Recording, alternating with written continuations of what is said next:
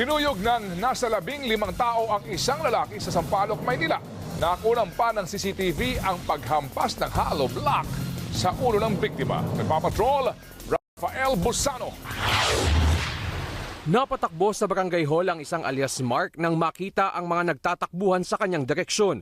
Nahagi pa ng CCTV ang paghatak sa kanyang ulo kaya mabilis siyang natumba. Maya-maya, hinampas siya ng hollow block sa ulo at kinuyog ng hindi bababa sa 15 tao. Kitang pinagsisipa si Mark na hindi na makatayo. Hindi pa nakontento ang isa sa mga bumugbog at buong puwersa at paulit-ulit na hinampas si Mark ng dustpan. Ayon kay Mark, napag-initan siya ng grupo nang subukan niyang awatin ang mga ito sa pang-aaway sa kanyang kaibigan. Nahulog na ako. Ngayon, tumakbo ako rito papunta sa amin. Pinugulpi na ako. Natroma ang pamilya ni Mark lalo taga-kabilang barangay lang umano ang mga nambugbog sa kanya. Takot kasi baka balikan pa ako. Sumuko sila sa ginawa nila. Para naman mabigyan ustisya yung ginawa nila sa akin pang bubugbog. Nakilala naman ng pulisya ang ilan sa mga nambugbog kay Mark. Nakakuha tayo ng identity ng isa sa mga suspect na isa alias John at yung isa pang kasama niya, pwede natin kasuhan ng attempted homicide. At yung paggamit ng hard object is hindi lang just to inflict injuries. Isa pa is ilang beses nila pinalo ang ulo ng victim natin. Pwede niya ikamatay yan. Sinasabing nagtatago na ang ilan sa mga nambugbog. Ayon kasi sa mga pulis, halatang minor de edad ang ilang kabilang sa grupo. Pero tiniyak ng MPD Station 3 na hindi sila titigil hanggat hindi nauhuli at napapanagot ang mga kumuyog kay Mark. Rafael Busano, ABS-CBN News. Inuulan ngayon ng reklamo ang Department of Foreign Affairs dahil sa pahirapang pagkuha ng passport appointment. Puno na kasi hanggang Marso ang online slots habang may travel agencies umano na nagbebenta pa rin ng appointment. Nagpapatrol, Willard Cheng. Sunod-sunod ang mga negatibong review sa Facebook page ng DFA.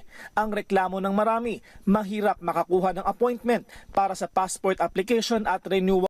Puno na ang slots hanggang Marso sa DFA main office man o sa mga satellite office sa mga lalawigan.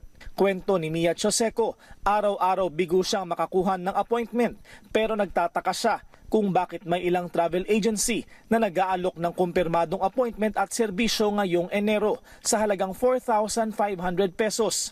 Hinala ni Mia, may sindikato pa rin na kumikita sa pahirapang pagkuha ng appointment. Ibinahagi ni Che Gosim ang usapan nila ng dalawang travel agency tungkol sa presyo ng inaalok na appointment. 2,000 piso para sa buwan ng Enero, hindi pa kasama ang passport fee. Ito'y sa kabila ng pagtiyak ng DFA na tinanggal na ang ganitong sistema. Do not patronize those so-called travel agencies kasi tinanggal na ngayon ko nila eh. The facilities that they had before, inalis na. They have no more facility to lodge application. Binigay natin sa mga OFWs. Hanggang 12,000 passport ang kayang iproseso ng DFA bawat araw, kumpara sa 12 hanggang 15,000 passport application. Nangako ang DFA na ginagawa na ng paraan para maserbisyohan ang mga naghihintay. Sa ngayon kasi the demand is so huge, no? That we can hardly cope with the demand for passport.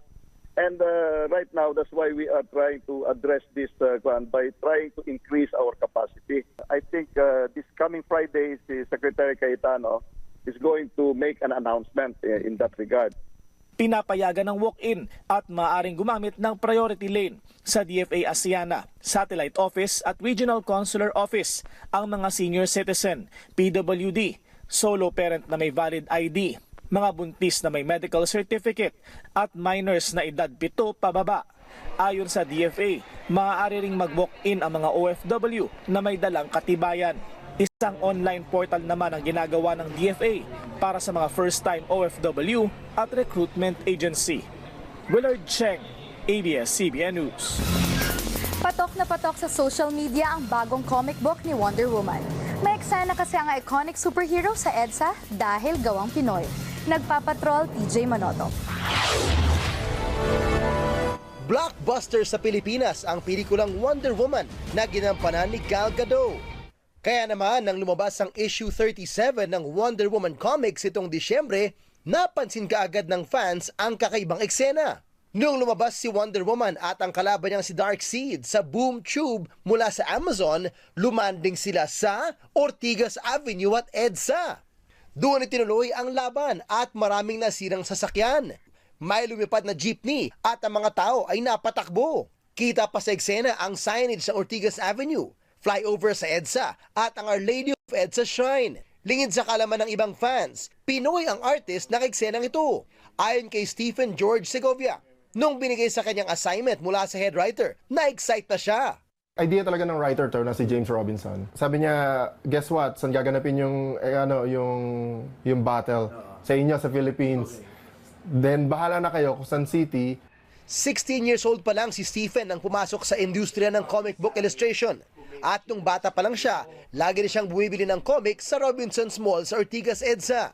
Kaya yun na rin ang napili niyang lugar at dahil ito raw ang isa sa mga pinaka-iconic na lugar sa bansa. Madalas naman nagpupunta ako doon. So naisip ko Ortigas.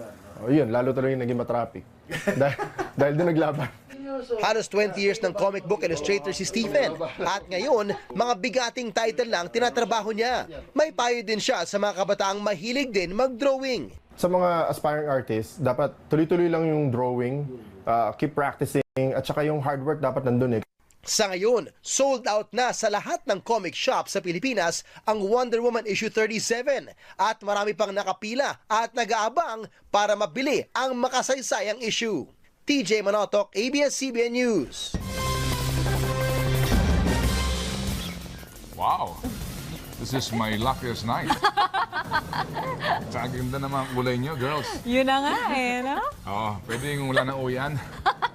At yan ang mga balitang nakalap na may mas malawak na pagpapatrol.